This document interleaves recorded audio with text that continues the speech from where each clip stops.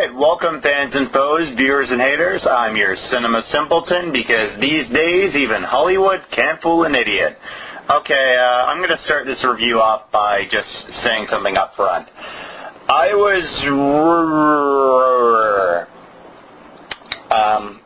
me try that again. I was wrong.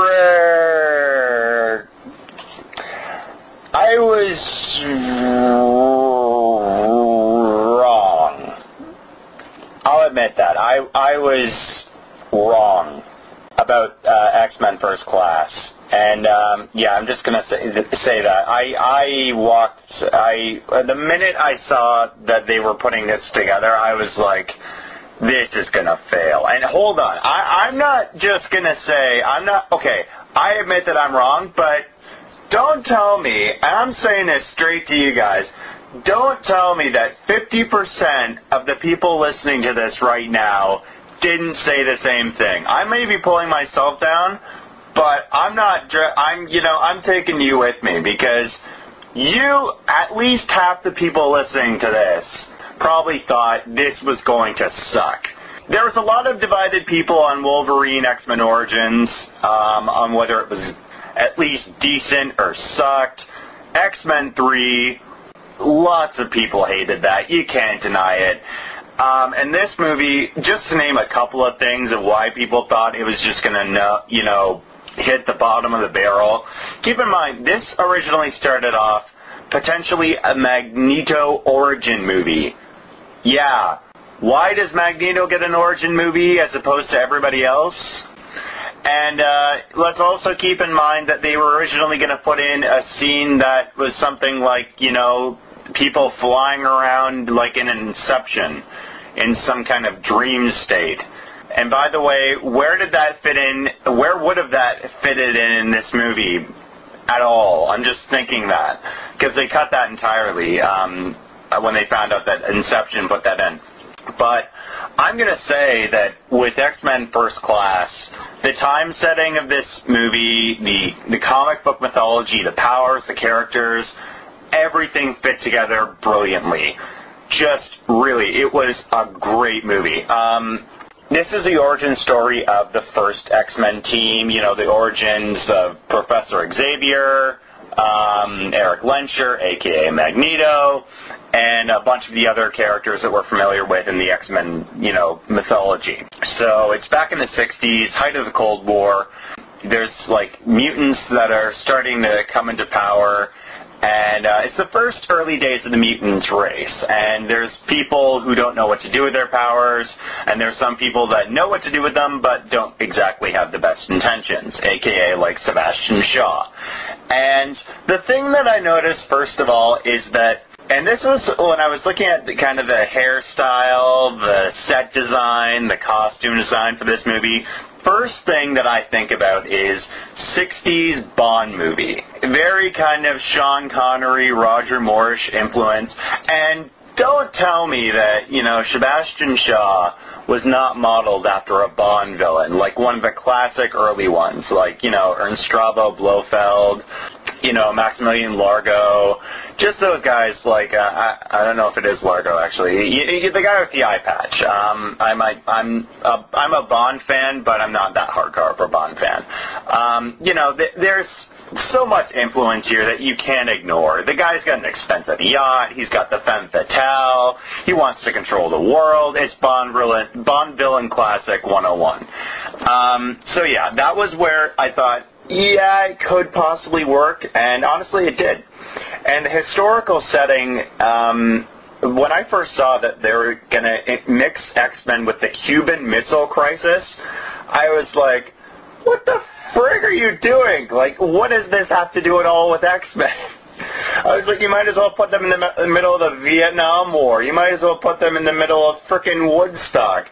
It's got nothing to do with it, but when you see the whole picture, the whole scope of everything, it honestly does add up. It does make sense. It fits the story, and it fits the direction that they're taking. And going to some of the characters, I'm going to name, I mentioned Sebastian Shaw, but there's 3 characters that I really want to talk about. First of all, James McAvoy. When I first heard that they were pulling James McAvoy to do Charles Xavier, I was nervous. In fact, I was nervous with a lot of these people in just their roles. Not that I'm a hardcore X-Men, but I know enough to say that guy's going to be Charles Xavier, that guy's going to be Magneto. With James McAvoy, though, he really was a good take on the early days of Charles, because he embodies his philosophies, and he doesn't make them sound like he's just pulling them out of his rear. He makes it sound like he can sell this pitch, that he can, believe what he's saying. And at the same time, he gives them a more fun side. I never thought, there's a scene where Charles Xavier is chugging a lager in an English pub after he graduates from Oxford University. Never in my days did I ever think Charles Xavier would do that, but you know what? He had to have fun when he was a kid. And Michael Fassbender as Magneto, or Eric Lenscher, I really liked him, yeah. This was a really interesting take in the character of Magneto in his origin stage. Yeah, I could hear his Irish accent here and there poking through, but I like the way he took the role, because he's very understandable, and his anger, it's not, well, I guess it's justifiable. The actions aren't justifiable, but by the end, yeah, it's a great journey that you see the character go on, and he pulls it off with class in the end. And that was the best part, because you want Magneto. Magneto is a class villain. He's somebody who wears the armor and doesn't look like an idiot. And let's not forget, his future actor is Ian McKellen. You gotta have some class when you're trying to be pre-Ian McKellen. And the other thing is Mystique. Jennifer Lawrence, I have never seen this girl before. I've been meaning to see, I believe it's Winter's Bone. I've been meaning to see that, but I've heard a lot of great stuff about her, and she's gotten a lot of attention over the last year. And honestly, it shows here why she's able to get that much attention, because we got a shade to Mystique that we've never really seen before. A really interesting character development here, because Mystique is really, she doesn't talk much in the other movies. She's mostly just the naked blue chick. And here she's got some, she's got a personality. She's got a lot more lines. And she's got a lot of connection with these other characters, like Hank McCoy, Xavier, and Magneto. And, it's just a lot of interesting stuff that they do with her. And I was so glad that they decided to use her in the way that they did.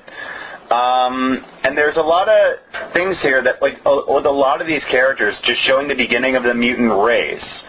Characters from the comics, lots, and I mean lots of great tidbits, with just characters from the X-Men, cameos that I did not expect to see. And the thing is, when I was watching this, I was like, okay, they're going to go, the route that Marvel's going with right now with Avengers. They're going to just do tidbits and cameos up the wazoo, like the Avengers hype.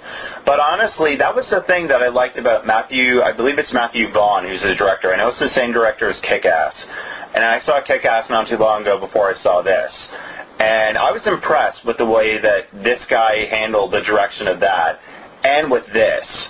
Because this guy has so much that he brings to the table, and it's so great in the delivery, because he puts so much into the movie that just is so multi-layered, and you get so much out of it at the same time.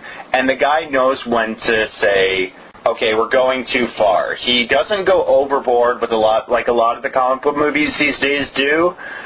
He adapts the necessary stuff, however big or small. I'll say that, and that's the thing I liked about it, because they explore the mutant powers in pretty good detail. You see things that, okay, if you're thinking of telekinesis or magnetokinesis, whatever Magneto's official power name is, they thought this stuff out. Like, it's very clear that they didn't just say, okay, what's the first thing that comes to mind when you think of some guy who can move metal with his mind? What's the first thing that comes to mind when you think of a character that can shapeshift? With all these guys, they actually probably thought this stuff out in good detail, and it shows in the script that they weren't just grabbing the characters, writing the stuff down as soon as they thought of it. They thought it out, and that's what I like about a good script. You can tell that these guys thought it out. And there's just so much great action and music here. Great musical score that I think just really pulled the film together. And the other thing is, this is what I saw as an inevitable flaw. I'll say it like that. I knew that some of the continuity was not going to add up the moment I saw what this movie was going to be about. Just odd stuff, like most of it's, I guess, X-Men 3's opening scene where you see Charles and Magneto together when they go meet Jean Grey. Frankly, I can pretend that movie is non-canon, so that's not that big of a deal for me. So if the continuity in that doesn't add up, but there is odd stuff that doesn't always, knit together with the future events. But that's kind of inevitable with the prequel. Frankly, you get that a bit with Star Wars. You get that a bit with just odd stuff. Like even small prequels, like you could say The Scorpion King with The Mummy Returns. So not all of it's added up, but the beliefs of these characters, they are justified. And I think that's the key thing here. You see why these characters are the people that they become. And it's not just... I don't know how to say it. It's not like they just figured out the most convenient way. They thought out how these characters were going to become the people that we know and love, the characters from the comics. They thought it out of how to make the stepping stones properly for them. And that's what I loved. And they didn't make them feel full out, evil or good. That's the key thing with the X-Men franchise, because you don't want to have to make them feel like it's black and white. There are shades of gray here, and that's the important thing. You don't walk off at the end of this movie thinking, Magneto's just gone evil, or everybody's just ended up a hero in the end. That's the key thing here that I think this movie successfully walked away with. They gave these characters good send-offs and clues to what they become. And that is what I loved here. The X-Men franchise is alive and well as far as I'm concerned.